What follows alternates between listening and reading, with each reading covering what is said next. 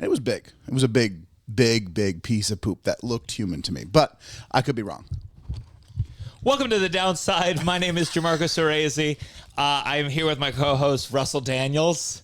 Oh, my God. What? Almonds on a podcast? I'm not. It's not.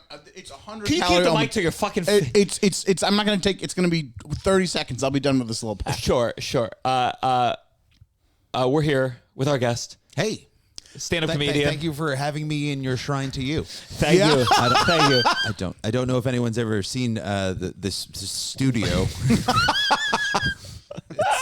It's a little weird. Yeah. There are a lot of pictures of me, and there's more. Yeah. Because I do the touring posters. I'm on all the touring posters. I was saying to you, I went to Kevin Hart's compound to do a show, and I've never seen so many pictures of Kevin Hart. Yeah. And you want to emulate that. He's doing well. His podcast studio is bigger than mine, I'll tell you that. Yeah. I'd like to see some photos of Russell. How about that? Yeah. Well, I'm in one. That's why I'm here. I'm up there. You're up there. You're one of those faces. I still got to get that tattoo. Speaking of tattoo, ladies and gentlemen, if you're a fan of The Downside, please listen. Join the Patreon, patreon.com/downside. We just got our biggest bump in the shortest amount of time. Things are going well. Yeah. This is where we put all our live episodes, including the one we just recorded with Aaliyah Janine, which we haven't recorded yet, but by the time this comes out, about leaving the adult entertainment industry, being in it, leaving, what it's like, knowing that Russell's looking you up every morning. That's when you do it. So, Ryan, I'm so unknowledgeable about all this stuff. First off, I do think you're doing well. Thank you. What is a big bump? What does that mean exactly? Oh, that's Well, tough. we have a low bar, but It means there'd be one new patron every 2 weeks, 3 weeks, and suddenly I put up a live episode that we only released on the Patreon, and we got 15 more people in the course of 4 days. Yeah. So it feels like, ooh, is this a snowball? Is this gonna? Are we the next? Are you garbage? Or no? Or no? Probably not. What do you get? What do you get other than the secret episode? I'm calling them secret Sure. episodes, but I feel like exclusive would be a better word. Oh God, I feel like I'm being investigated. We're about to fight. You get the IRS. You get all the AMP episodes, which some people like, some people don't. But it's our live episodes that we recorded for Amazon. You get a backlog of bonus episodes. You get every live episode we've ever done. I am releasing. I recorded a clean album just for SiriusXM, and I'm going to release the video footage just on the Patreon in case you want to watch it as a special. And I think we're talking about maybe doing once a month bonus where we get we do a late night one. You, me, and Douglas or someone get drunk. Yeah, something like that. And I think it is good to move to the live versions just going on there instead of I think that's good. I think I want a photo. I think you gotta. I mean, send a photo. You mean? Yeah, to your Patreon people. Sure. Give them a photo. Oh yeah, we'll send a photo. You will send a photo of Give what? Them a photo of clearly one of these that are on the wall. I thought you meant something. Yeah, like you me should and sign a Russell, poster or something. Yeah. You know. Yeah, I got a shitload of stuff to do. I know. Okay. You can't. Yeah, I just saw his face thinking about the post office I'm like, and everything else, and he was I like, "Oh, I can't." No. So the one thing I did want to talk about before we get into first let's play the music. Ryan, is there something shitty that happened to you this week, New Year's, anything to kick off our music? I mean, you live in New York. Something shitty happens to you every day. This is The Downside. This is. 1, 2, 3. Downside. You're listening to The Downside. The Downside. With Gianmarco Soresi. I know you're going to leave this trash here, just so you know. I know. Here's what I'll do. Put it down that. How about you like that? My girlfriend will feel it from the other room. She'll be like, why is it? So the thing I wanted to bring up, and we talked about this on an AMP episode, but let's pretend it's all fresh. Okay. So I was in Jacksonville for New Year's. So luckily Tova was there. Yeah. We found a good balance. Tough sometimes bringing someone on the road. I just want to work. She wants to hug. Yeah. Well, what do you mean you just want to work? You have to work because you're there. I mean, the next day, I'm like, well, let me listen back to both headlining shows and take notes. God. And clip up the thing, blah, blah, blah. Okay. So things were going well, and then we were having a good balance. I don't do any of that. We're finding a good balance. And then Friday night, I looked. Don't worry. You're okay.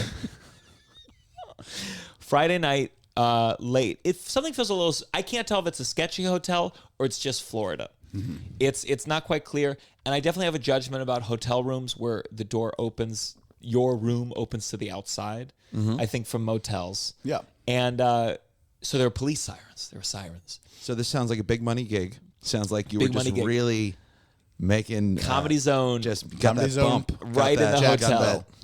Outside, they got a big, a big billboard or whatever of the hotel, and then this little sliver, Comedy Zone. Mm-hmm.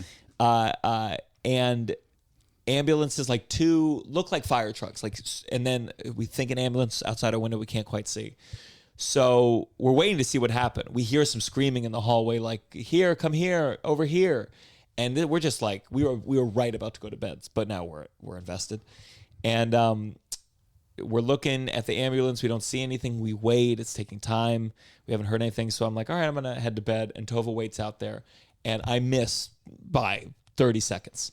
I guess some older guy, bigger guy, they rolled him out. And Tova said his belly was undulating in a way she'd never seen before. And she later found out, because her mom is a nurse, that he was a CPR machine. But the guy apparently was on death's door. And so we didn't know what happened.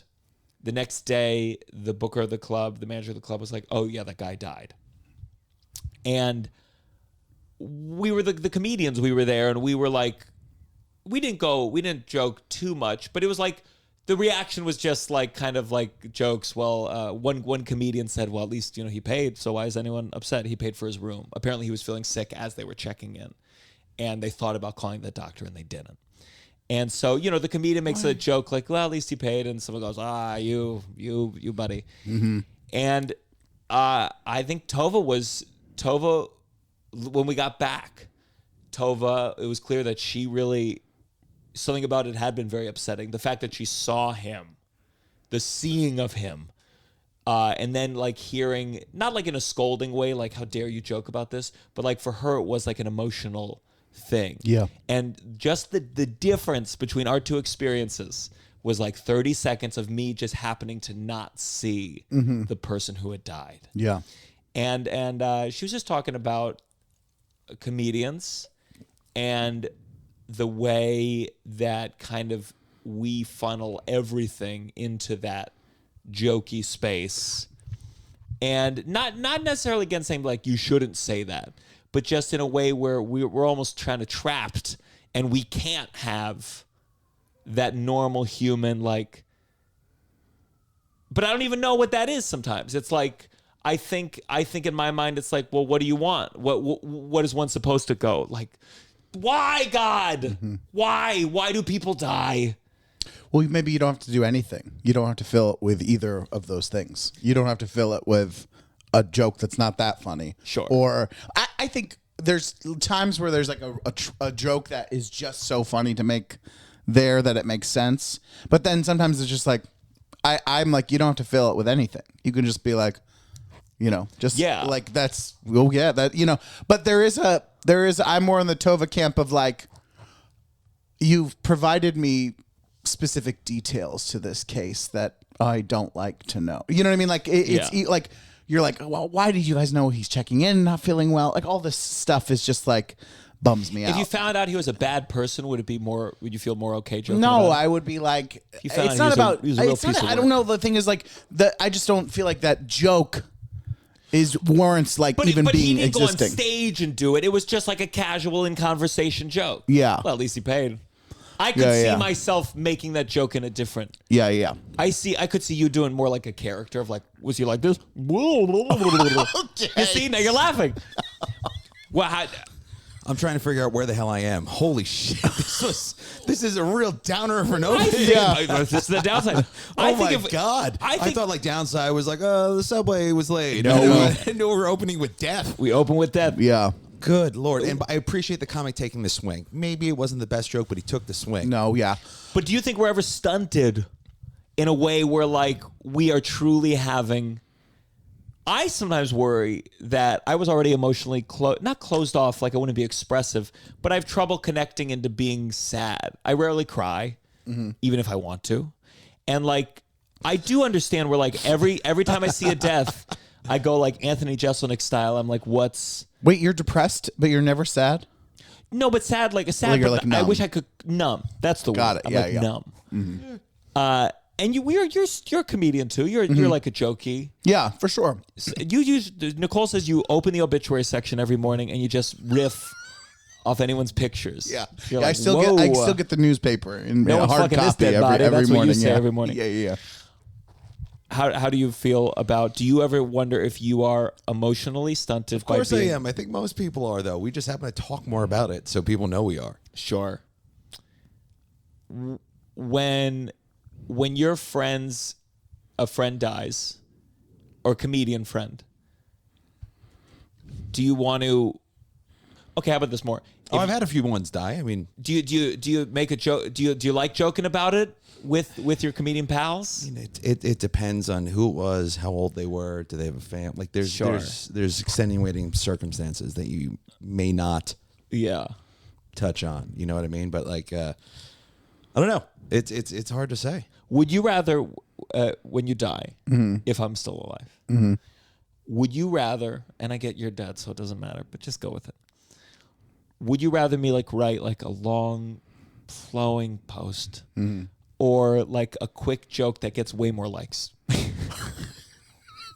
I definitely don't want the second. The second does not seem nice or thoughtful. No, but what if it was a joke when Kenny Ortega died? Did you know him well? Oh yeah, we worked at LOL like for a year and a half every night. Now, have you talked about him on the podcast before, so the listeners know that? Yeah. I'll bring it up again though, because we're new listeners are pouring in. Yeah. And they haven't gone around the backlog yet. My friend Kenny Ortega, he worked at LOL, and LOL's garbage club, getting worse by the day. Every day you find out something new, you're like, it got worse, and it did. You still play there? I still play there. He still plays there. This is my way of trying to like sabotage my way out of it in a way. Yeah. High road. Oh, I almost said it. He during COVID, we did probably the first like outdoor shows together. Like he produced, and we worked together. And he was a hard worker. He had a car that said Comedy Ken on it, and he ended up getting COVID. And it was like I would say around October, and it was one of those. He went to the hospital. I still hadn't known anyone super close that died of COVID, and then I remember like 3 weeks in, I was like, we haven't heard any updates in a long time. And someone was like, yeah, it's not good. And he died in the hospital. And I wrote, I know that whenever I'm performing, at least I know when I'm performing at LOL Comedy Club, that Kenny is in a better place.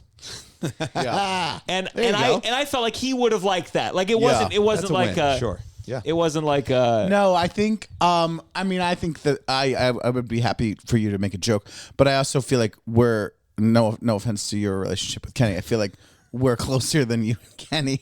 So I think if you just made a one-line joke about my death, I would feel like, well, you could have said a little bit more. What you if could have I- had a second post that was the joke. The first one could have been like, What if I had a new podcast section where I played like Russell's what's up with Russell? And then there was silence, and I was like, well, I guess he's not coming in today. Yeah. No, I want you to commit to a full year of doing the podcast, talking to me like I'm still there, but no response. Sure. Yeah. So like normal. Yeah. So, one of the guy I started the podcast with, the Cheat Day Show, who's also still a producer on the show, Lance Weiss, he started comedy with a guy named Ruben. They were really good friends, and Ruben passed away in his sleep. So what Lance does now is anytime he wants to break the tension, he'll be like, and you killed Ruben. Like he'll just keep bringing it up. Like he won't. That's how we remember Ruben. Like every time something happens, like this traffic, fucking Ruben Just died in his sleep. You know Carl Ruiz? He's actually the guy who originally he was the chef on the podcast, and he was the Food Network chef. Died in his sleep, heart attack, but he lived. Okay. You know what I'm saying? Booze, Yeah. drinking, Yeah, women. yeah. He had a great time. Oh, for a second you said he lived. I was like, what do you mean they brought him back? No. He had a good time, man. No, he But, like, died. Yeah. But he lived. everyone loved Carl. But one of the things, Carl had showed me a video that Guy Fieri Yeah. had made for him, and it was like this big long thing of everyone just telling Carl to go fuck himself. So now when we do a toast, we just go, hey, fuck Carl. Nice. I like that. Yeah. Be like, shit on Russell's face. That's how we toast every Shit time on- the Uncle Function Boys get together. Shit on Russell's face. But then you got someone like Angela Lozada, who was very, very beloved, and No one jokes about Angela. That was very tragic. Yeah. What happened to Angela? We just died. But he was just like Cancer. he was a comic that was respected and kind, Beloved, Everyone yeah. had good stories. Mm-hmm. It's always a weird thing when a comedian dies. Everyone has weird. Some people like do posts that really emphasize when the comedian said something about them, Yes. and that's always a weird Well, thing. that's We've people talked about do. it on the Oh, podcast. you're talking people- where they show the photos like It's- I yeah. hate that so My- much. Yeah. There's my dad. I hate when they're like, I remember when so and so saw me and was like, "You're gonna be a huge star." I'm like, "Oh God, do you really Yeah. need to-" Yeah. But that's where social media I think has warped people, where it's like if you died, I'd be like, well, is my first picture just of you, or is it us together? Yeah. Yeah. Is it my headshot? And then a montage of you.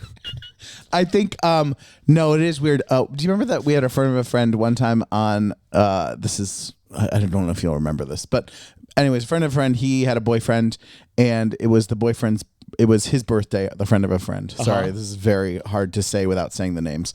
But anyways, his boyfriend posted about his birthday, and it was a photo of the boyfriend, who wasn't his birthday, smiling with the back of the birthday boy. Like he was hugging the birthday boy, but it was a picture of his face. And it was just one of those things where it was like, this was never going to be about this person's birthday. It was about you posting this picture of your own face. But that is a little like when people die. It's a natural thing, but it's annoying. You know? It's one of those things where social media, you go like, oh, right, it's not really meant for real humanity. Yeah. Because it's just weird. Yeah.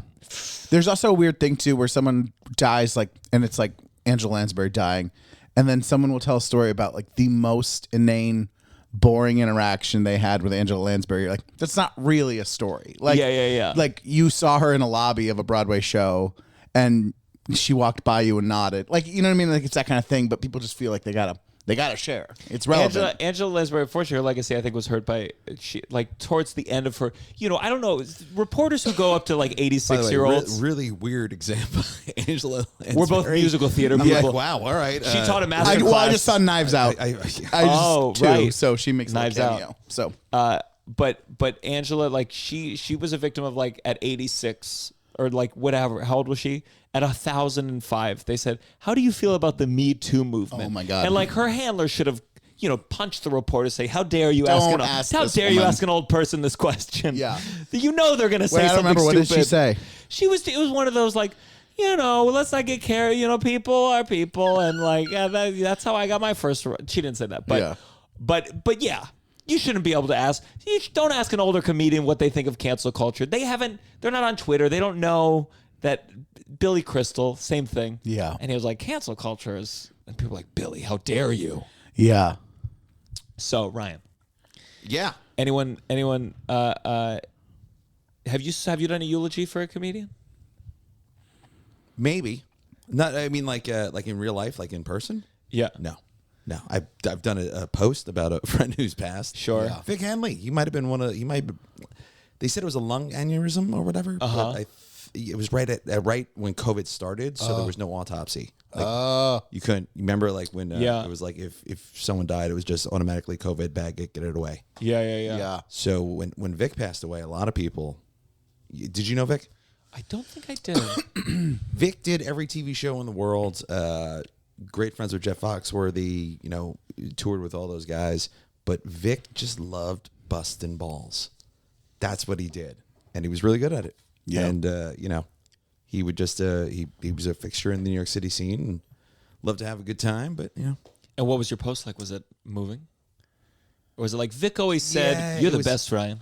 yeah, I waited. No, I waited a few days to post, and then I was just like, this one was a tough one mostly because the person who died would hate everything I'm about to say. Yeah. You know, and it was just like he he just loved to shit on people from the first day he saw me. He told me I stunk, and he continued to say it until he died. Yeah. Like he was never like, you're a genius. He was like, hack, you're a hack. You know what I mean? Like, but that's what he was also a guy, like he would definitely shit on comedians like for fun, but he would also back comedians. Mm-hmm. Like he would go to the wall for you. Mm. Unfortunately, I know that, like, in your head sometimes, I'm like, well, the first line for you would be like, Russell did not want to die. He made that very clear very often. Every time I talk to him, he So said, just, I'd I like to live don't forever. want to die. Jesus, you musical theater kids are dark. I know, right? God, holy. We're listening to Sweeney Todd. What is going on? Sweeney Todd. Ryan, I'd love to talk about all sorts of stuff, but I just watched. Am I allowed to say I watched? It's. I heard about You've seen I don't know what we would call it. A rough cut. A rough. a rough Okay. cut. I'm not really in the business. No, we're all faking it. You do a crowd warm up. Audience warm up. Audience warm up. I'm an Wow. audience warm up comedian. And I've known a couple. I know Kevin Bartini. I know Regina DeChico. I know Regina, yeah. Paul Mercurio. Yeah. So tell me, first, for people here, what is audience warm up? Well, all right. So basically, every TV show that has a studio audience that you watch, there is a comedian that comes out before the show starts taping and actually performs comedy. And this is a way of getting them engaged. And then when they're ready to shoot, sometimes you introduce the host, sometimes you introduce the show, but you get right into it, right? Because every show starts with the same problem. How do we start? Yeah. Like no one really, because they're focused on the production of the show. They're not focused on the audience. Mm-hmm. So, you have a live performer there that does some sort of performance that engages the audience so that you can just hand it off to the show. And comedians, we both did our first late night recently. Yes. He was on Seth Meyers. Yeah. Titanic. The musical. Oh, We did it right around Thanksgiving time. Yeah. Yes. Yeah. So you're at Seth Meyers. Oh, cool. Very cool. Every laugh you got was mine, you son of a bitch. Don't worry, he didn't Didn't get get a lot of laughs. Yeah, that was great. Great performance. Thank you. No, I'm sorry. It's just, everything's just like a blur. Oh But, my God! Just being there that one day, I was like, "This is crazy." You guys were raging. That man. you guys Like, do it the a show every green day. room was like a party. Yeah. Oh, I think there's just like a lot of people because they bring all the. Like good people. vibes. Like you guys were having a good time backstage. Yes, It was yes. it felt more like a celebration of the performance that was about to happen rather than. I can imagine if it's 3 celebrities, they all kind of keep to their Sometimes. 3 rooms. Some comedians don't. Yeah, Sometimes. okay. But also when you have people that are very nervous about performance, it's not usually as. Oh yes. they're very focused on about what's going to happen. But you guys were just very light and fun. Yeah. Yeah, it's really cool. I forgot that Yeah. connection. And obviously, it's our friend Chris Cafaro. I did a Billy Crystal movie where he played an audience warm-up person, Yes. and he had one line, and he ended up not being on camera, like they didn't get to it. And I said, in a way, he kind of got the full experience of being an audience warm-up comedian. He did not get any camera time. That happens sometimes. Yeah. What Okay, I have a lot of questions about the specifics. Yeah, that's generally what's going to happen. With, I know. with I'm just gonna. you're But I want to ask mine you're before I like- forget. You're basically like, you know what? We should do a podcast about this where I ask questions. Yeah. What's your question? Okay, how long do you do? My 2 questions are this: how long is it, and then how often are you changing up the material for each crowd? Do you feel like you tweak it? Kind of, it's just sort of morphs over time, or are you like purposefully like every so often I'm doing a whole new thing? Well, here's the thing, okay? Especially with warm up, no one can tell you how to do it, but they know when it's wrong. You know what I mean? Yeah. It would be so great if they came to you and they were like, "Here's a list of things we don't want you to say," okay? But they don't do that. They just go, "I don't know, go." Yeah. And if it's wrong, you're fired. Yeah. But every show has a different amount of time set up. So if I'm filling in for someone or, whatever the setup is that the show's accustomed to. So it could be anywhere up top between 10 and 20 usually. God. Usually, but you like a can't full- predict what's going to go wrong or if they have to rewrite the script, which can happen. The Colbert Report on Comedy Central, they used to rewrite the script from rehearsal to air. So when you would start warm up, they literally didn't know when the script would be ready. So you'd Wow. hope it was 15, but sometimes it'd be 40. Oh my God. A lot of these shows, not any show you've worked on, but sometimes these shows when they're like, as a comedian, you're like, they're so, and you're like, they wrote it today. They wrote it as they were going to air. Like none of them have an appropriate amount of time. In a way, there's a lot of ways that the TV system works where you're like, this is not designed to create the best work these people can do. It's like a nightmare. Nightly shows seem like, I don't know how But people if do. if you think about in the era that they were created, it was never meant to like live online or live forever. It was meant to be like, we're gonna see this once. It's just putting on a show, blah blah blah, and like, well, hopefully there'll be some laughs. And hopefully then we'll like have a celebrity that people don't normally see. Now we see these fucking people all the time on everything. Yeah. So it's a very different thing where I feel like it's held to a higher standard now because you're like, we're watching the clips, we're watching the interviews, and really was just meant to be ethereal. Like happens there and then you it's watch gone, it late at you night, know? so you're like, you're kind of tired. Yeah. You're almost asleep. You're Yeah, like, this is yeah, great. yeah. As opposed to like Sunday morning, I'm like, this SNL sketch Yeah. didn't quite have a button that I liked. Yeah. So tell me what was your first warm-up gig? Because I will say, I'm an energetic comedian, and sometimes there was one show that was interested in me doing warm-up, and I couldn't do it. It's just one day. What was it? It was it was John Oliver. There was an email, and I had a gig that weekend. And let me tell you, if I had been able to, and if I'm able to do it, I will be more scared about that than I was for taping Corden, for doing a spot on a pack show. To me, it is, and I haven't hosted in a while very frequently, but that is the scariest spot of the show. Your talent, but you're not always treated as talent, and you're held to a very high standard. Yeah. And you can only fail. You could good. Oh, we're ready to go? Great. Or what is going on out there? I think you would be a good warm up, and I'll just say real quick, because I remember the first time I saw you was at Gotham. You were hosting, and I had a phone call with like Andy the next day, and I was like, "Who was that last night?" And he goes, "Gianmarco." I go, "Is he foreign?" The name. And he's like, "No, what did he do wrong?" I'm like, "You didn't do anything wrong." Like, it turns into this like very like combative, like, and I love Andy to death, but like he just distracted me. Yeah, And I yeah. was like, what? What would you remember? What your first one was? Absolutely. Yeah, absolutely. So, Jessica Curson.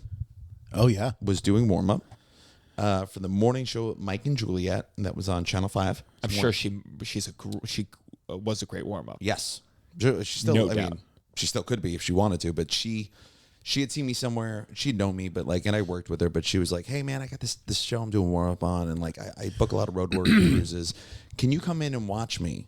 And if I'm not available, you could fill in for me." And I was like, "Yeah." She's like, "Just come in as much as you can. And like, you should really get a feel for what this is and meet the people." And I was like, "Okay." So I just started going to this very small show. What show is it again? Morning show with Mike and Juliet. What year? Like what year is this? Is this probably like 2008, 2009. wow? Okay. And was she like ripping it, or was she just like being congenial, or was she like doing her act and just murdering? No, I mean Jessica was doing. I'd say both. You know what I mean? Like, because it depends on how much time you're going to do. Because audience work runs dry at like 15, 20 minutes. People start to be like, what is this? Yeah. Then you have to find a way to segue into material if you're going to be out there that long. But she would do both. But like, it was just a matter of like, okay, this is what it is. Come see it. Come watch it. What did you learn from her? Like, were there any like game? I mean, yeah. What did you take away from her? I feel like if I was going to do it, I would want to. I know how to crowd work. I know how to do material.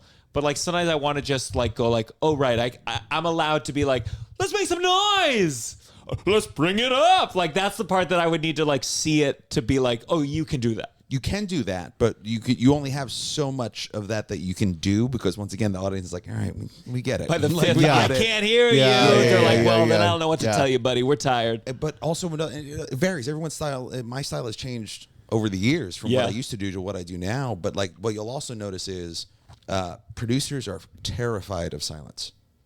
On some shows they don't like silence. So if there's a lull, the producer will be like, "What's going on? Why aren't they clapping? Why aren't they making noise?" And it's like, "Well, we just stopped down." And then they're like, "But no, get them going. And it's like, "Okay, I'm gonna make these poor people clap for 45 minutes." Yeah. How often are you getting feedback from people like that? Depends like on what every show. day. Yeah. Okay. And it also depends on how like if you're on the show when they first bring in an audience, generally they'll ask you your opinion. Hey, what do you want to do? What do you think this should be? How do you feel? And then you can design the warm up the way that will work best. Sometimes you come in and they already have an idea of what they want you to do, and then you just got to play ball the best you can. Yeah. I mean, then like anything else, like I did some shows in LA, and like everyone had a note for me. Every single person was like, the host doesn't really like when you do this. I'm like, you're craft services. Shush. No one needs your opinion on my act. What was the note? Like, what was it? Just they were just like more energy, more enthusiasm, like people that are trying to have power will people that had no business. But then, of course. But then you realize like the only person I should ever listen to is the EP and the host if they want to talk to me. Past that, yeah. I'd love to throw you into a crowd work and just see what you do. Just see by the end you're doing a somersault. By minute 3 you're like doing a somersault I think downstairs. truly I'd be doing like a lot of like I would revert back to like when I was in music school teaching children music. I would just be doing like it's fun like clapping things and like rhythm things because I would be so scared about any sort of crowd work or talking to people that I would just revert to like leading. Ray. Yeah. Kris Jenner show. That's the Kardashian mom. I did that in LA. Wow. And I was the warm up on that. And like how some shows you need people to laugh. Some shows do they need people to be like just clappy? This was a daytime show. A lot of times they want a lot of applause and reaction and stuff like that. But this, no one told me, and this is no one tells them warm up anything. So like my first day there, I died, dude. I mean, I had 40 people just dead staring me, and like 2 like young teenage girls that were laughing, but everyone else was just nothing. Wouldn't do anything for me. And then it turned out it was the entire Kardashian family.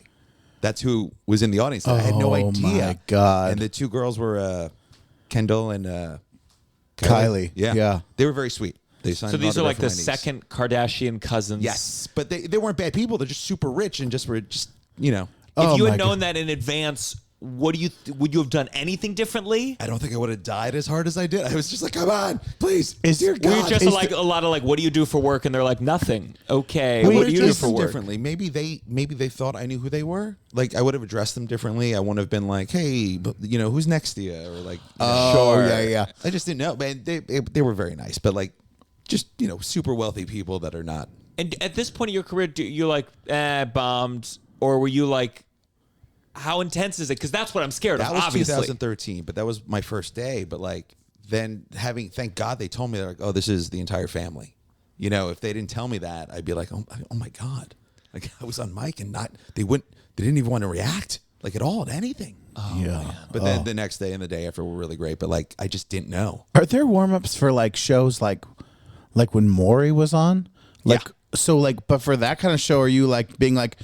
Are you getting the audience ready to like react to like, and they just said he's not the father, and they're like, what? Like, are they like that kind of reaction? Yes, like, 1,000%. I don't think it would be comedy. It would be more like 1,000%. about like just getting crazy reactions from people, Well, getting them ready to do that. I call that the business, meaning like you still have to get them having a good time and to like. They gotta like you. If they don't like you, you're dead. Totally. They gotta like you. Yeah. Well.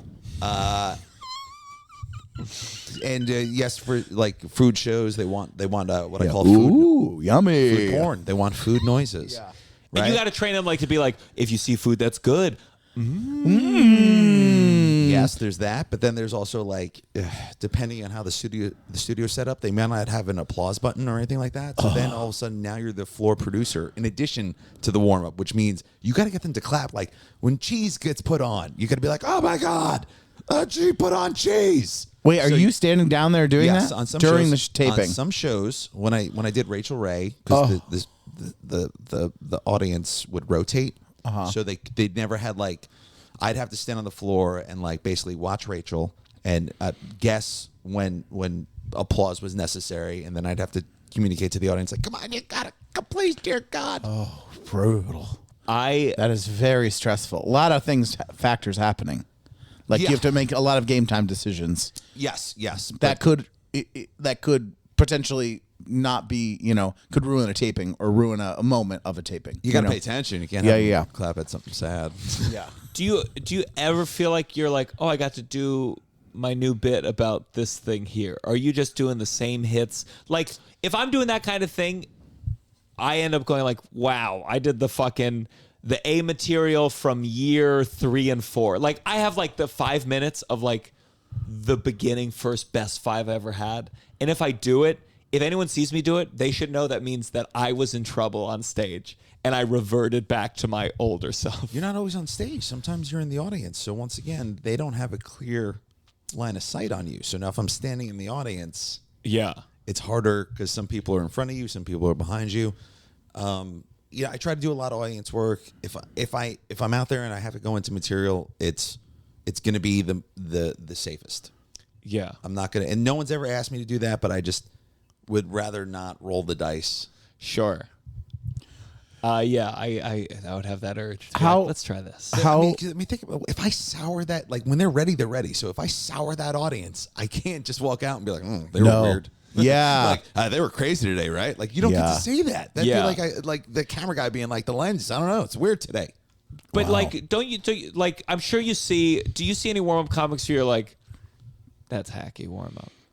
Like there's a comic out there who's like, "Brrr," and like juggles. I mean, I saw you showed this the sitcom world of warm up, and like since they have to do like longer days. Oh, this is a documentary. that he because we that he's kind of made. started, but then we didn't get into. Yeah, there's a what that documentary is. about L.A. the sitcom because the sitcom it can be 6-8 hour So the longer documentary's days. on warm up. It's called Before We Get Started. And yes, the sitcom warm ups they have to fill 6-7 hours. So they're Holy juggling. shit. They're doing karaoke. They're doing the hokey pokey. They have a whole. I mean, some people. Wait, why do they have to fill that much? Because you're taping. Like imagine how long the taping takes. You're going in between each thing and like. They have to recap people, which is Yeah. cool. But like, so remember in this scene, Elaine wants to Holy get this guy shit. out of here. Wow. It's wild. That's wow. It's a monster. It's Yeah. a monster. So like when you go when you see those guys filling that amount of time, you're like, I don't care what they have to do. Sure. Yeah. Do you ever wish you ever like pick up 3 balls and go, maybe this would help me out? Have some juggling in here. Yeah, I'm not against juggling, but I have not. It was Apatow. He said it best. He's right. Don't be a comedy snob. Oh, of course. Don't Yeah. take the pie in the face, man. Just this is comedy. Like just whatever it takes. Well, Yeah. that's what I feel like that's what you would like. You would just start doing like physical comedy. You'd start like doing farts. Yeah, why Just not? hitting your head on something like, oh, I'm stupid. Okay. Well, You start doing the accent and you're like, whoa. Okay. So, how long have you been? Are you like the guy at Seth Meyers? Like, do you do that full time? I am. Yeah, I'm the audience more. How long have you I been don't doing that? speak for the show in any manner. Yeah. Just to make that clear. Yeah. I've been there since day one. I auditioned to get that job. Wow. So you're doing that like four times a week, like basically. Oh my god. Do you feel you have the goodwill there that like if there's a bad, because some audiences are just tough. Tough, yes, but like it's never like bad. You know what I mean? It's never and like some like it's always different. Like sometimes I do good, and then Seth comes out and just destroys, and you're like, oh, they love him, Of course. or Yeah. they like. Audiences get weird. They're like they think every minute they're spending with you is one less minute they get to spend with their favorite. But think it's like going to see your favorite band and that you don't know who the opener is. Yeah. And you're like, I'm gonna get my drinks during this thing. I'm gonna go to the bathroom. I'm gonna like your head's just not there. Like even if they're great, like Yeah. it's so rare to be like, I had a question about because I saw that Seth Meyers taping because I was there. The audience, they get to ask questions of Seth. Yeah, that's great. That's and they put that stuff online too. I think that's really. I was wondering how often people ask the same questions because the questions that were being asked. I was like, oh man, I bet he gets asked this question like 3 Like, times what a were week. they? It was just like, who are your comedy heroes? Who are like? I was like, oh man, like he must have to. He did a great job of answering like it was like thing, but I was like, oh, I bet you the same sort of questions are asked like almost all the time, but maybe not. Yeah, a lot of the same questions. A lot of people looking for internships. They ask that question a lot. But he's really great with handling them. Yeah. No. Yeah. So tell me some of your. Again, I can't emphasize enough that like it's so scary to me. Of all the things I can think about having stand-up wise happen to me in the next year, the idea of doing warm-up just feels like I would like go to every taping I could to watch someone because it just in my mind and I always had that same fear with hosting. I just imagine just them giving me nothing. And I saw that in the movie there was one guy where you asked him talk to him and his arms were crossed, and I just every comic knows what that is, and I just you just kept you got to keep going and bring this person in, and you did something where you went like this, like to get the audience to like the rest of the audience just like cheer, they got married or whatever, there was an anniversary, and it was so subtle, but it was like, oh yeah, it's you. You got to do everything. You just got to be moving forward. That was a sports show in the morning, and it was very, very New York City like, older male audience that come in kind of grumpy. Yeah, and I was not because like as a performer, you need things that set you up to win, and one of those things is like, hey, can the audience be seated when I start? That case, it was not. They were still seating while I was on. So now it's just weird. I'm just kind of just talking as they're coming in, and it's like I don't even know. And then, when they finally do start paying attention to you, what am I, 5 minutes in? And I'm like, they don't know who I am. They missed the whole intro. Yeah. They're like, who's this guy? What's he doing? Yeah. Why is he? I don't want to talk to him. So then it's like, how do I engage these people? Like, I want them. Sometimes someone wants to give you a hard time. Like, yeah. Oh. And what is the audience you're most scared, anxious, intimidated, reticent to warm up for? What's the group? Because some of these shows like Ellen, it's going to be a lot of gals. I don't mind. That was Rachel Ray. When I did that, it was all mostly mothers and daughters from the tri-state area, and like the things that would work there. I don't consider them great jokes, but like they would kill with this audience. You know what I mean? Like, what's an audience that you're like, I don't like this joke or that I made it, but it really did well there. And I was like, that's so weird. Like they were talking to me about food, and they're very much like, these women are very much like, what's with those pants? They look expensive. Like they really get in your life. Like they're not a quiet audience. They're like, I know my son has those pants. You spent too much on them. Like they're really, and they said, well, what is your mother cook? Yes, yeah, she cooks. She makes lasagna, but she's she's Irish, so she puts potatoes in it. Destroyed. And I was like, that's not. But it connected with them so much. Wow. Have you ever like had something kill there and you're like, I'm gonna do the cellar tonight, and then you're like, so my mom makes lasagna, but she puts potatoes in it because she's Irish. But this is also, that goes back to the performance. I think Gianmarco can make that joke work. Yeah. Yeah. Just with the voice I do. Yeah. The Irish accent I had. That's really bad in its own way. I feel like if I were to guess, because like I like that. I'd rather have the audience like the audience of that guy with his arms folded. That's the audience tough. Where I'm like, I would be that's the sports guys would be that would be the toughest for me, I think. Because they don't want to clap and cheer and be silly. Yeah. They don't want to dance. No. Yeah. No. And like, when I started off, the dance party, as I would call it, that was something in my early days that I would do. What was the dance? What's the dance party technique? So like, especially for like a morning show, like they're very like, we want them up, we want them dancing, we want them having a good time. So like you'd be like, hey, I have some giveaways. I'm going to give it to like a great dancer who wants to come down here, and there'd be a DJ or music, whatever. And, you try to pick like 2 or 3 people and find a way to make it funny. So you're kind of giving them like a light roast on their dancing abilities. Do most shows have some merch and they're like, use this if you need it? Like it's kind of like a weapon, free T-shirts. But they should. But like, once again, it's very rare that people put thought into the warm up or the comedian. Yeah, you have to go there with your own shirts, yes, just in case. Yes. Well, really. Yes. If you're going into a gig, you don't know what's going to happen, right? And you need this audience to react. You better have, because it's your job. What do you bring with you? What have I brought? I don't bring anything now. But what did you in the past? Oh, in the past, I would do like Starbucks gift cards or something. Wow. You just had it in your back pocket? No, I'd have the Starbucks gift cards, and I wrote a couple of jokes on the Starbucks gift cards, and I'd be like, hey, these are, going out to the best audience members, and, the fun laughers or the fun dancers or whatever it is. This is like when a teacher has to like pay for the pencils for the supplies. class. This is nothing. I have a friend in LA, and he was working on some sitcom. I'm not making this up. And I watched him do this. He'd be like, guys, best audience members getting a guest appearance in the sitcom. And I'd be like, what? What? Oh my god! And just like as a background person, like obviously, Or was it a lie? It was a lie. Yeah, That's so why not? stressful. At the end, you go, Oh, fuck you. sorry. Oh, I want it. But here's what's crazy with the Starbucks gift cards, which I did give out. Yeah. People were like, "Oh, I thought that was a joke," and I'd be like, "No." Yeah. That is so funny. That is such a. People want stuff too. When Nicole said at the Seth Meyers taping, the woman in front after we performed, they were like, she turned to whoever she was with, the woman in front of her, and was like, "It would have been nice if they gave us free tickets to it."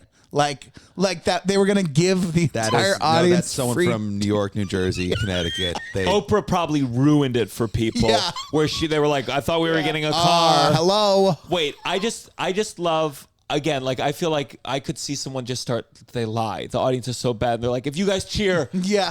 fuck, I'll give you the deed to my house. The deed to my house to the best audience member. But but then you have like this is what you should be terrified of. Okay, on some shows, mostly the daytime ones, sometimes you get something called the regulars. Okay, these are groups of people that come to the daytime shows every day. They also know when giveaways are happening, like around the holidays, like. Companies will sponsor daytime shows to, like, hey, everyone in the audience is getting a coffee maker. I don't know how they find out. They find out. So now these regulars come in, and they are terrible audience members because they've seen 3 shows that day. Yeah. Like they have no interest in you or what you're doing. They want the coffee maker. Do you said some audience members are paid to be there in LA in the documentary? It's papering the room. So in LA, if they have a hard time finding an audience for a new show, they'll pay actors. Plenty of them out there. Is that the worst? Is that the worst audience? That's also a bad audience because they don't want to be there, and they understand the game. They're there for the $50 or whatever it is, and they come with books. And you're like, oh, you're gonna read during my warm up? Oh, I feel a little more prepared now. I'd be like, all right, best audience member, you get to host the Daily Show. Yeah. For the rest of the run. but the paid regulars, they know your line, so that's not gonna work. Yeah, that's true. How many are like? Would you like? Yeah, I hadn't. Is this even more an thought LA about thing, the paid regulars, or in New York too? I mean, some shows in I guess newer shows do it. Like a startup or a Comedy Central might do it, or like some show that maybe didn't have their own audience yet. Yeah. To be fair, Seth Meyers could buy like a show of Titanic. I mean, they could. I'm just saying, like, if they set that thing of like every time someone performs, they're giving. That's a lot. Yeah. They're having performances. Who does all the time. SNL? Doesn't Keenan do SNL? No, so the SNL warm up is done by whoever is doing Weekend Update. You mean it's It was When I saw it switch live, it was Keenan Okay. singing, and like a couple of the girls were backup singers. I'm sure the audience was like hot. It was, and it was a dress rehearsal, so maybe it changes. But it was, I do think someone from Update might have come out to like kind of introduce and start it, but it was very quick, and then it transitioned into, and it was very quick warm up. It was like under 10 I minutes. think it was Jost who said this Colin Jost who said it in the movie. He said that Lauren likes because generally whoever's newer in the cast is doing, or maybe I'm wrong here, but I remember saying like if they were doing Update, he liked them to come out because it endeared the audience to them. Sure. Sure. Have you been fired from any gigs? I'm sure. Oh, you want me to recall these? Yeah. You don't have to say the show specifically, But if you don't want to, but fuck yeah. it, they fired you. They're not going to bring it back. I mean, I don't. This is just. Is it like more a- fired, this or is like, just you didn't get hired back? Is kind of the deal. Sure. I mean, that's this business. Yeah. It's, Yeah, but that's why this is like a highly volatile job. Like, if you have a bad night on Titanic, Yeah. you're not gone. Right.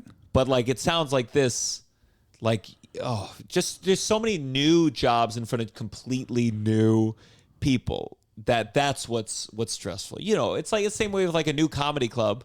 When you're there the first couple weeks, you're like, well, I better show them I'm a good comic. If I have an okay set at the Cellar, I'll be okay. But if I fucking am at a new TV show, Yeah. and they blame you because the show sucks. generally with the new shows, they traditionally had auditions. You would audition, so they knew what they were getting before. But also, it's like Oh boy. Generally, if you're the first warm up they hire, you're probably going to be fired. They'll go two or three. Yeah. And then by the third one, they're like, we're just sick of hiring this person, so just keep that one. Yeah. I did one audition for a warm-up gig during the pandemic. It was like it was coming back, and I had to do an audition, film myself doing warm-up with no one. What show? I think know it this was audition. Untitled. I know this. We talked about it. I yeah. think it was Untitled, so I'm not sure what show What? it was. I think I know. I think because I had seen that was going around or something like that, like or the audition. That I was would going pay $100 to get everyone's tape. Every comedian's What's tape the from audition that. like? 'Cause like, tell me what the audition process is like when you did Seth Meyers originally. Like, did you have a crowd, or you just the people that work for the show? You go in and do. No. So they did. So I was pretty tenacious about it. I had already done warm up, and I wanted to. And I don't know. Do you have reps, Gianmarco? Yeah. I mean, I don't. So I really just asked everyone I knew. Like, do you know anyone over there? Can you get my resume in? Blah blah blah blah blah blah. I think Jost was my referral, but this was Jost when he was a writer.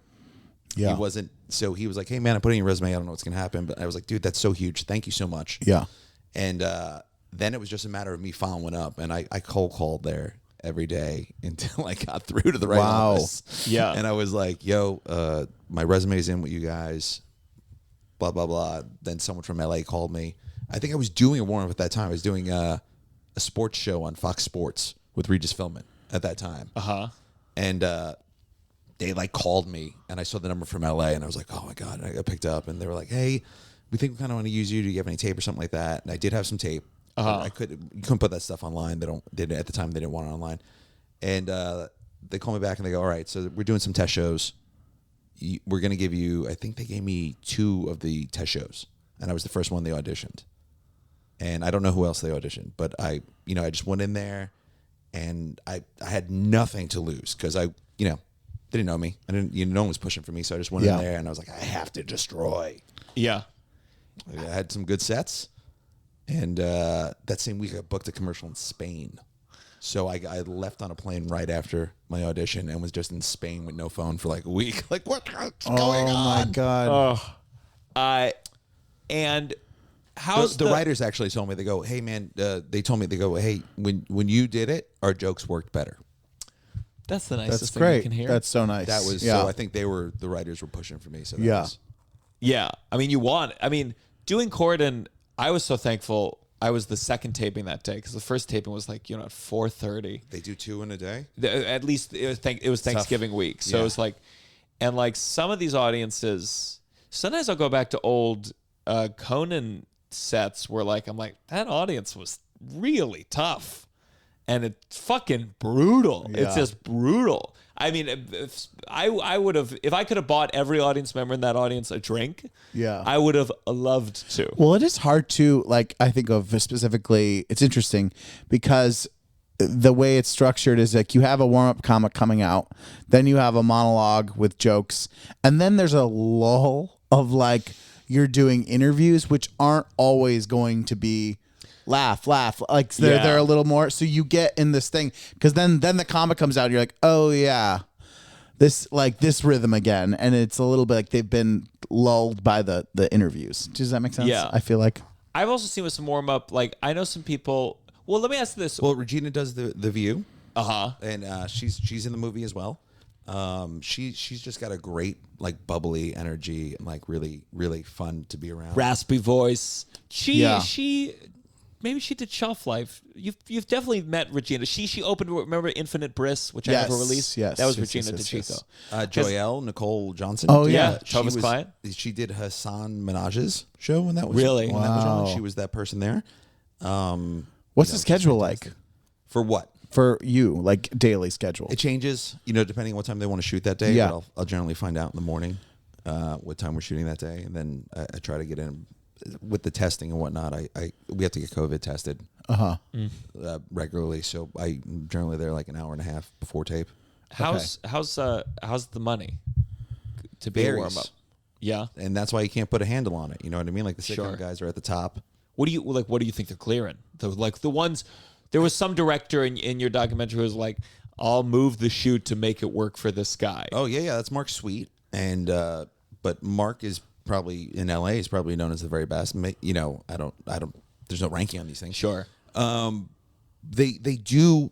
They make a couple of thousand per show, but you got to remember it's a sitcom season, so it's 20 episodes, 22 episodes.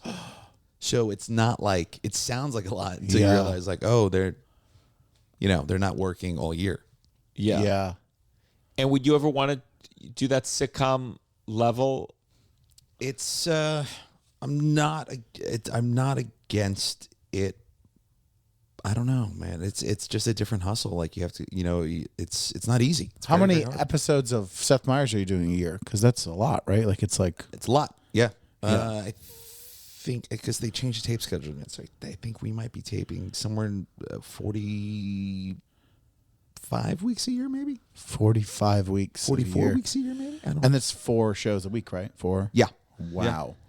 And there must be a pull where you're working all day and you're like, fuck, I got to go to the clubs at night. And No, there's- that's essential. of course it's essential. Yeah. But I'm sure that's how people gravitate away from stand-up comedy because it's exhausting.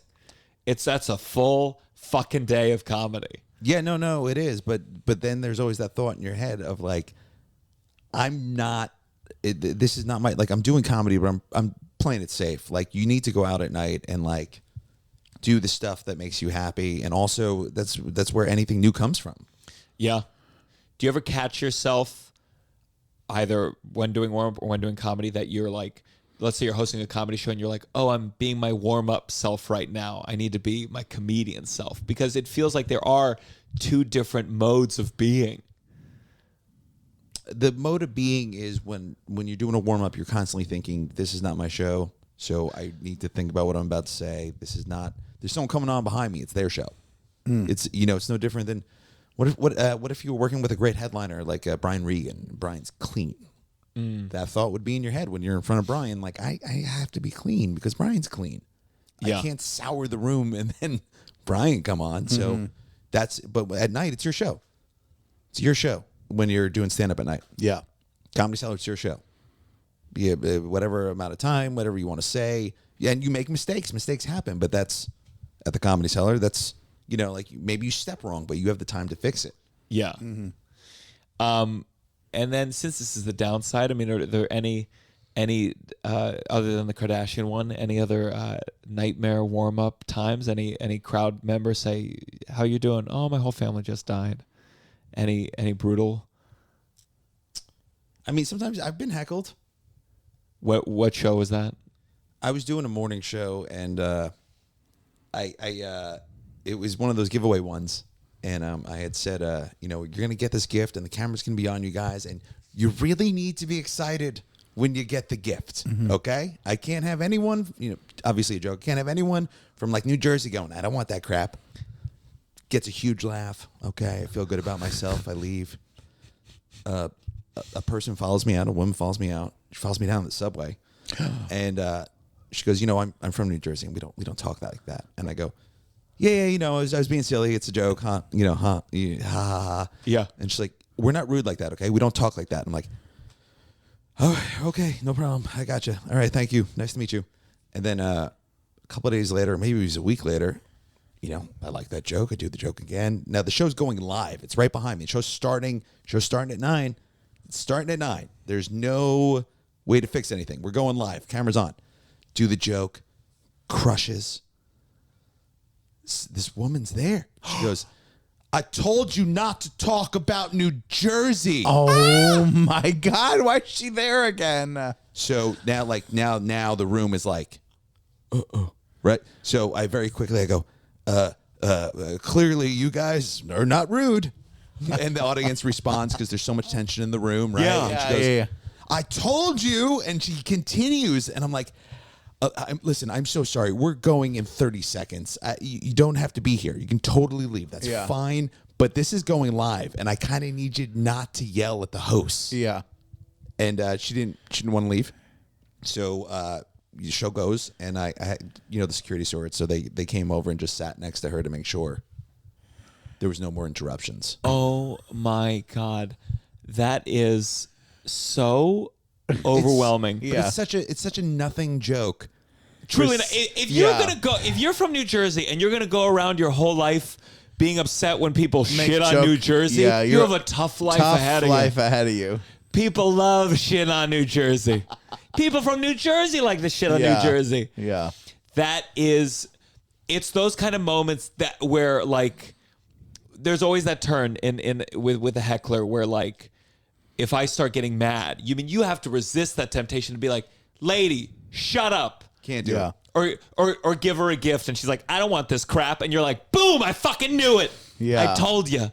But I was just more because that's like it was pretty much one of the last things I was gonna say and just walk off. You know what I mean? And now I'm in this confrontation and I'm like, oh no. Yeah. It is very funny. I mean, the fact that she came back, you never think you're gonna see these people again. But for someone, I love imagining everyone else's perspective in the audience. Where like this woman and the comedian have like they know each like because they have no awareness that you had already made this joke that this woman's a repeat thing. So just being like, I told you not to make that joke is so crazy from their perspective. And I like her though. She's just like, oh, we talked about this. I can't believe it. Oh God, I can't believe she followed you to the subway. But it was such the whole war is a G-rated war. It was so nothing. I just couldn't believe she was that upset about it. She won. I now say Staten Island. Oh, really? That's so funny. I'm terrified. I love imagining her being there and being like, that's right. That's right. You know? I'm terrified she's going to be in my audience again. I got an email from someone in Jacksonville that I put on Instagram where they said like, you're good, but the bestiality joke is so lowbrow. And I just can't imagine if I'm talking on stage about Mr. Hands, the guy getting fucked by the horse. Yeah. And then from the back, it's like, I told you not to talk about the horse fucking anymore. Yeah. Wow. That is really, really jarring. And you just hope, as you said, I think that's one of the things that's tricky about is like people there don't understand. If anyone there who doesn't understand what you are having to deal with. Well, I'll tell you a fun story. And it's not my story. I want to make this very clear. So another comedian friend of mine was doing, he had performed on Letterman 2 or 3 times. So they already loved him, thought he was very funny. And they were trying to find a warm-up. So they gave him a call and they said, do you want to do this warm-up? And he's like, absolutely. Absolutely. It's a great gig. I'd love to do it. So he goes in the first day.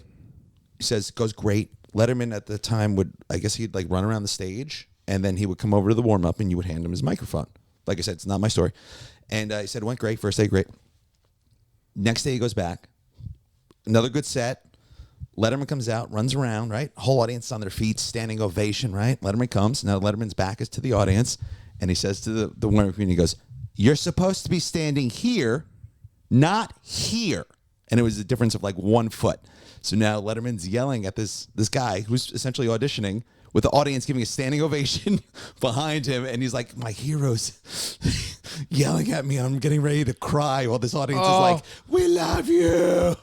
Oh, that's just, it's so amazing. The metaphor of everyone's cheering for him as he's saying something to you. Yeah. That's so awful. And then this is at the same time period. Okay. So now I had heard this one story and this is only recently, another comedian, because that guy didn't get the job. Another comedian had auditioned that same week, and he had the same issue. And I'm like, you're kidding me? But because no one tells you where to stand, that's the problem. Yeah. If they could have put a piece of tape down, they could have walked you through it and been like, listen, it's very important you stand here. Yeah. No one does that. Yeah. He said he had the same problem. He does the warm up. Letterman comes out and goes, you're supposed to be standing here, not here. And he's very confused why his hero's yelling at like here, right? So he goes off to the side, and show happens. Letterman's doing some segment, goes to a commercial, and he told me, this is a different comedian. He goes, I could see Letterman still aggravated, telling the producer, that guy's standing in the wrong spots. And it's just heartbreaking because you're like, I love you. Do you feel like sometimes you hear the stories, they're always a bummer to hear whenever a comedian you love is like a prick or acts like a prick. And then there's the other part of me where I'm like, this whole TV thing is like, it's tight and it's stressful and the demand, you're about to be on camera and you need to be like in your perfect little good space. Do you go like, well, he's under a lot of stress? Or have you worked for enough people that you're like, no, I've worked for nice people. And you see people in that kind of work. You're going to see some people have some bad moments. Yeah. You know, and I don't know. It's just like, do you hear that and you go like, fuck anyone who's rude to the warm up comic. Fuck you. I just don't know why. If it was that important, why didn't? Well, that's the thing. I'm sure they passed the ball. I'm sure they were like, oh, we told the warm up guy. Because they didn't want their ass handed. It just doesn't feel like it's that important of a thing. Like, I can't see myself ever caring about it. It's hard, like, you're like, I don't know what's happening for Letterman in that moment that it's that big of a deal. Like, why? Do you know what I mean? Like, is it, you're not even on film. Like, it's like it's just, the show's about, it's a very weird thing to have be an issue for. So it's hard to even, you know, why is that a big deal? Also, I did see his taping of Letterman, but it was not at the point where he was doing any running. I've never seen a taping where I was like, he hates this. Like, I was like a bummer too, because I liked Letterman too, but I went and saw a live taping. I was like, he doesn't want to be here. Like, It was just very because other tapings I've been to, I saw Jay Leno. I saw, you know, I went to a Daily Show one back in the day with Jon Stewart. It was like the same week. It was before I lived in New York, a long time ago. You know, Jon Stewart came out, did similar to Seth Meyers, came out, talked to people, blah, blah, blah. Between things kind of was personable and blah, blah, blah. It was just this energy of like, you could feel Letterman be like, fuck this. You know, like, I don't want to be here. Like, just going in, doing the thing. Yeah. Like, you would see, there was like literally as soon as they went to commercial thing, he would turn away from the guest. It was just that kind of like energy of like, not, you know, but you're also like, awful. It's the day you do it so often that you're like, who knows what that day was? Sure. I never met the guy. I never saw taping. He's a brilliant comedian. Yeah. You know, like I said, I never worked on that show, so I have no idea. Yeah. But you know, like for me, it's heartbreaking thinking about like the warm up being like, this is the most important. For an audition too, to know it's their audition, that's what's hard. Like, to where you have to be a human being, remembering like that is such a big thing for someone to be like, this is their audition to be on this thing, and if you lose track of that, that's why it's a bummer. You know, I'll give you. Can I give you a positive one? Yes, sure. Yes. John Oliver, who's in the movie. Gracious dude, great guy, man. Yeah. I remember because I have worked on the show. I think my first time there, I'm doing the warm up and I'm trying to be funny. I'm trying to be great. I think it's going well. It's going well. And I just happen to turn to my right, and he's there, and he's pulled the curtain aside, and he's going. That's really sweet. That's so sweet. It was not only sweet and great, but because it was so goofy, it like took all the pressure away. I was like, all right, we can have fun. For those listening, John Oliver was giving a thumbs up. Thumbs up. Just for he was people listening. listening. Just smiling. Now I get scared if I ever do it. He'd be like, yeah. That would be funny too, to see him pull the curtain and be like. Did you guys do like? Would you do like light political, or you knew it was going to be a liberal crowd there, so you could be like. I mean, I don't really do political. Anyways. Orange Cheeto dust president. I don't really. Yeah. Could you curse on that one? They never asked. I didn't, but like at this point, I just don't. They never asked me not to. Sure. But also, I kind of like it when I don't, and then the host comes out and gets that pop off of cursing. That's very nice of you to like that for the other person. I would want that pop for myself. No, it's not about you. I know. It's not about you, Gianmarco. That's especially when I do crowd work. Sometimes I listen to, I try to make my little crowd work clip, and I'm just like, so what the fuck do you do for work? Fuck, really? Fucking crazy. Like the cursing when you're insecure about like the comedic moment, you're like, this will juice it up a little. Yeah. They'll laugh at the whoa. We all do it, but yeah. Yeah, you, my God, Jesus. In Titanic, you're saying cunt all over the place. Well, that's scripted. All right, let's go on to our next segment. This has got to stop. This has got to stop. This has got to stop. Is there something in the world that's got to stop? It can be crowd warm up. It can be your own life, personal, broad, small. What's got to stop? I mean, so like, but anything. What's your got to stop? What is my this has got to stop? Let's see. I was just at. Well, normally I haven't prepped one in a while, but I'll tell you one. Russell, you say this has got to stop. No, let me pull my little thing up, see if I have one. Okay. Let's see. I did an escape room recently. It did go well. Fuck, I'm off guard. Call your mom. Toothpick. Toothpicks have got to stop. No, toothpicks got to start. I found a scented toothpick, flavored toothpicks. Yeah. And I remember the reason I stopped chewing toothpicks, I was in high school. I was into toothpicks. I went to a GameStop. And the cashier said, take that toothpick out of your mouth. And I never did a toothpick again. A GameStop cashier shamed me. This has got to stop. GameStop. Is this the lady from Jersey? This is. So you want to get back into? I offered a toothpick. She You said, want to get I back don't want into this toothpicks? crap. I do want to get back into toothpicks. Oh, okay. All right, Ryan, did you think of one? What's annoying you to like? What bothers I'm you? a little. Maybe this is a hacky problem. Because the Please. COVID thing is still giving me a lot of anxiety. The COVID thing? Yeah, I don't like to hear what's going on in China, and I don't like the CDC was like, oh, there's a new variant. Great. Yeah. Great. Fun time. How much are you often- paying attention to it? How often are you testing too? I test a couple times a week. Yeah, I am. But Me too. before I'm sure everyone says this. In February 2020, I was literally just like, guys, they're burning money in China because of whatever this virus is. Like, we should be very worried. No one burns money. Yeah, And, they were burning because they thought COVID was They on didn't it. know. Yeah, they just didn't know at that time. Like they were burning money. There was all these. Thank God, I washed groceries, but I never went that far. We did wash groceries and we washed our shoes Yeah. and like the goofy things we did because we didn't know. And I'd been paying attention to it at that time. I'm like, it's kind of a big deal. China doesn't just do things. So I try to pay attention to what's going on in places. Yeah. What are you going to do? I It's our saw a whole little bit livelihood. that it's bad in China on Twitter. Super bad. But Well, it's bad, one but of those also things they're where relaxing the I COVID scroll restrictions and then I 'cause was like, oh, Yeah. I didn't want to go too far into it because you're putting off the thing there's- of like there's a couple knowing. of things. They have their own vaccine, which isn't really working great. Oh, okay. They didn't want to take the Moderna or anything like that. There was some issue over intellectual property. Sure, that's good. I don't know. I But mean, I it's- find out about my variants because Russell invariably gets I every get single every one. single variant. So yeah, This is our livelihood. We work with crowds. Like, yeah, I don't. Yeah. What you've had 3 times? 3. 3. Me I too. just had my booster. I just had my. It's starting to set in. My booster.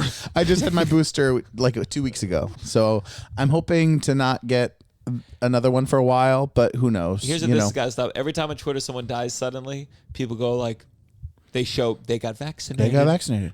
People have been dying forever, guys. Yeah. It's not just because of this. Yeah. We gotta. I mean, obviously the virus is scary and should be taken seriously, but I just get concerned when our politicians get involved and are like, "We'll handle this." I'm like, "Oh no, Yeah. oh God, no." Yeah. It's definitely. Oh, here's my. This got to stop. I had to go back to my fucking doctor to get my Ambien, just the prescription re-upped. Normal, and it's prescribed. Yeah. It expired. I didn't do the refills because that's how slowly I take this fucking Ambien. Yeah. I got to schedule a doctor's appointment so I get to go in and say, "Yeah, I'm still fucking anxious, doc. Yeah. Can you fill it out?" And it's a waste of everyone's fucking time. What do they ask you?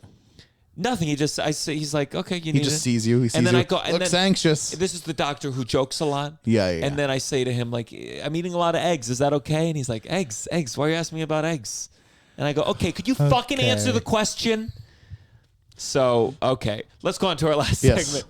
This What is, about you, Russell? What do you got? Yeah, I don't what have do you one. got? I don't have one today. You can think of one. No, I just sat here for 5 minutes and didn't think of one. So I'm not. This has got to stop. Don't force me to do. This has got to stop. Can you keep a list on your phone of this is I gonna stop? did, and then you surprised me on one of our amps, and I used 3 examples on that amp, and I don't have a new list, and you need to tell me when I need to have a new list. Write 1,000 examples. Write 1,000. This has got to stop. 1,000 examples, yeah. I'm not that way. I don't often think things that need to stop. Shut the I fuck think up. things need to keep I'm gonna starting. screenshot your text. Okay. And I'm gonna make it this guy stop for you. You know what? You did send me one. What? What I? Oh, You said for Christmas you're tired of people being like, you said you're tired of people being like, the holidays can be tough for a lot of people right now. Yeah. So I tell did. that one. Okay, I did have it. This guy's stuff. Sometimes on holidays, on most holidays, you'll see a post that goes around being like, just remember today. Oh, I should try to find it. No, just say it. The word, but it was like, just remember it's okay today to be sad, Sad. to be sad, and to blah blah blah blah. And I was like, you know what, like. people get to be sad all the time. Like, let's just have, if it's Can one day can be for one the day happy be people? for happy people? Like, It's you not know like what I mean? the sad people were holding it back the other days. They were letting it be Well, known. it's also like, of course you can be sad today. Of course you can be sad any day. Like, I don't know if it needs to be said all the time. You know? Yeah. Like, I don't know if we need to. That needs to be our first thing As a of sad like. person, I'm not comforted by the fact that other people, a stranger online, is sad too. Yeah. But I some want to people make are my maybe. personal That's friends why. sad. No, I don't think so. No. I don't think so. No, I don't think so If it either. doesn't affect me in a certain way, I don't think it affects anyone else in a certain way. Let's go to our final segment. You better count your blessings. You better count. Great music cues. Great. Douglas Goodhart. Douglas Goodhart. I'm very impressed by this whole production here. Yeah. Thank you. I'm very proud of it. Russell, what's a blessing you got? My blessing is that, oh my God, this is going to sound stupid, but I have, because of, I work a full-time job and I do this, and we've had 17,000 AMP episodes in the last month. And then I also do Titanic. Because of that circumstances, yesterday was the first day off in so long. And and then today I don't have the show either. So to have 2 days of not doing the show and a full day off, a real day off yesterday, it was really, really nice, and I'm very thankful for it. And I slept a lot, and it was just a nice. I feel like it was just wild. I think all the amps, and then combined with everything else, Sure. I feel a release has happened, and I'm very thankful that I had a full day off. For me, I hope this is the right one. Oh, fuck. I did an escape room in Jacksonville. I think it was Mindbender escape rooms, or it was a different escape room. But I did it with Tova, and I did it with Katie Hughes, who's been opening for me whenever I'm in driving distance of Atlanta. And this was such a great escape room. We had such a fun time. And the person who guided us, who prepared us for it, was the designer of the escape room. Wow. So she was like invested in it. And the best part was like, we're just waiting until they bring us into the room. And suddenly she who had been talking to us, she comes over in like a cop uniform, like, you know, low budget. Yeah. And I was like, quick, we have to go and hear the report from the person. And then we like go down the escape room hallway like sneakily. Yeah. And I was like, I could have done that for an hour. Just like kind of weird, like LARPing as like secret detectives. Yeah. Getting ready for this escape room. It was very cool. I was with Tova, and Tova's very good at escape rooms. And I did one recently with Tova and her friends where they were too good, where they moved like this, and I didn't contribute in any way, shape, or form. And like with Tova and Katie, who was new, I felt like I contributed. And I just loved it. I love a good escape room. I really want to get into the puzzle world a little bit more. Yeah. And I want to force you to do some with me. Yeah, no, I'm open to it. You are? Yeah. Oh, good. I'm turning my. He's It's like an escape room. It's not like he's like games. Ugh. No, I agree with him. The worst part about that story, and by the way, this has got to stop. This has got to stop. Was him talking about hanging out with his girlfriend and her friends. I was like, oh God, that sounds awful. Normal people, comedians, just, do you know what I mean? Yeah, like, yeah. You know, like, I'm just imagining being in this escape room with someone and be like, so you're a comedian. My friends say yeah, but I'm they're funny. mostly all kind of. Some are industry, some are regular. Yeah. And they'll be like, my grandma died. I'm like, ha ha ha. Yeah. Your grandma, old grandgrandma's dead. And they're like, what the fuck is wrong with you? We had fun that one time we did an escape room. We've done it multiple times. Do you remember that escape room that? Do you remember the time that Jessica, the guy, the attendant, was like starstruck? Oh yeah, we By had a starstruck. Jessica. That was really funny. One of the things though I want to make a video of, because in the beginning they had like an animation preparing you for the room, and then they were like, you know, if anything feels like it can't come off the wall, that probably means it's not part of the escape room. Yeah. We have the 2-finger rule. If you can't move anything with 2 fingers, it probably is a part of the room. I was like, it just kept going in a way where you really saw how many ways people in Florida tried to fuck with this escape room. Yeah. And just keep going like, at some point there is a bowl. Please do not defecate into the bowl. That is not going to unlock anything. And you just basically hear all the different ways Things that people try to did fuck with stuff this to that room. escape room. Oh God. There is nothing in the walls. Do not take a hammer to any wall. What's your blessing? You know what? Obviously, I love performing. I love doing comedy. That's, you know, being without it for 2 years. I guess. Yeah, I would say my family, but you gave me a note that said, "Don't say any crap about your family." Just so you know. If it's your You can do family, specific. It could be like why? like if your sister did something specific, as long as it's not just we got through the holidays and I played good defense, no fights. That was a big win for me. I was very excited. I prepped myself before I went. It was like, don't be drawn into anything. What is there a normal fight that happens every time? No, different fights. Are you like Are you a how diffuser? big is your family? I got 2 sisters. I got a niece. I got a nephew. Both parents. Brother-in-law. Yeah, Just Yeah, That's a victory. Oh, yeah, no, yeah. That's and a it's victory. good to plan before you go. Maybe I'll have go that to in your- Katz's and get a sandwich. That's a nice little treat. Am I allowed to say that we're near Katz's Deli? Or? Yeah. Well, if we got some people, that's our assassination coordinates. They'll be like, we're going to get these downside boys. This is coming out January 17th. Is there anything you want to plug or anything general you want to plug? The movie, we're looking for I guess, spring release. It's called Before We Get Started. I'm Ryan Reiss. You can find me on Instagram at RRComedy. Boy, oh boy. Oh, yeah. And also the Cheat Day podcast and the Cheat Day Show. I did the Cheat Day podcast. Be on the lookout for that This week. Russell, what do you got to plug? At Russell J. Daniels on Instagram, and come see me in Titanic, the musical at the Dale Roth Theater. Can you guys give me a little harmony? I mean, I feel cheated being with 2 gifted vocalists. What's a musical theater song that we can do together? Do you know the start of the first thing that came in my mind was the start of Guys and Dolls with the tin horn fugue. I got the horse right here. The name is Paul I don't know the Revere. harmony for it. Do you know Lily's Eyes from Secret Garden? I'm not fucking singing Lily's Eyes with you right now. That is a song we could sing together. But for some reason, it just makes me uncomfortable. She has her eyes. I don't. She has my Lily's hazel eyes. Okay, you got a snapshot of both of our things. Me doing, I got the horse right here. The name is Paul Revere. And then Lily's Eyes. She has her eyes. She has my Lily's hazel eyes. We're both doing the same part. That's not the point. I don't know the harmony right now. Oh, could you imagine being stuck in an escape room with these 2? We should learn that. Yeah, we should. For the live podcast. You know, I don't know why you want to do your own soundtrack. We have a listener who she'll love that because she went to college with her. What if we and she's release a recording of me? What doing if we release Lily's like Eyes. fully like no irony, a full like Russell and Gianmarco do Cabaret. the male duets of musical I theater? would love that. And no, we're not going to wink at it at all. We're going to just try to do the best version. That would be so funny. Is if we didn't wink at it all, we didn't make fun of that. We're going to do it. If we just tried to do the best version we could of singing those songs together. That's not a bad idea. That's a good idea for one of the Patreon levels, and like we have to do like rent out a studio. and like do it. Yeah. So am I producing this now? Is that? Yeah. You really made this. I'll be headlining Comedy Zone Greenville in South Carolina or North Carolina. In the South, Comedy Zone Greenville, January 20th and the 21st. And then I will be headlining Comedy Connection in Rhode Island, January 26th. It's a Thursday. Tell your friends in Rhode Island if you got them. Comedy Connection, January 26th.